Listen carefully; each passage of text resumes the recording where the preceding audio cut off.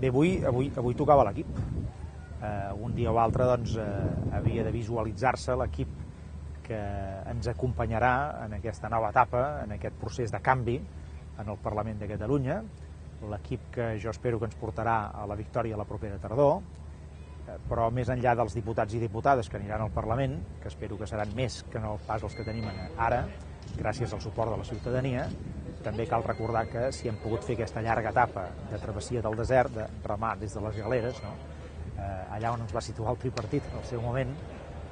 si l'hem pogut fer és perquè, a part de diputats i diputades, hi ha hagut un exèrcit de gent, allò que jo en dic l'exèrcit resistent, que durant 7-8 anys ha estat al peu del canó, ha estat a la trinxera, ha estat remant, ha estat bugant fort perquè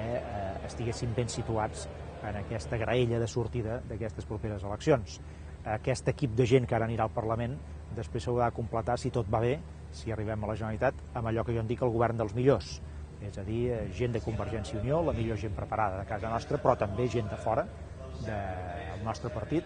que siguin gent de primera fila, de gran trajectòria, que donin una sensació de credibilitat i un missatge de confiança que en aquest moment tant i tant es necessita per aixecar l'ànim i per enlairar l'ànim de Catalunya i del conjunt dels catalans. Aquest és el nostre compromís, jo espero poder-lo complir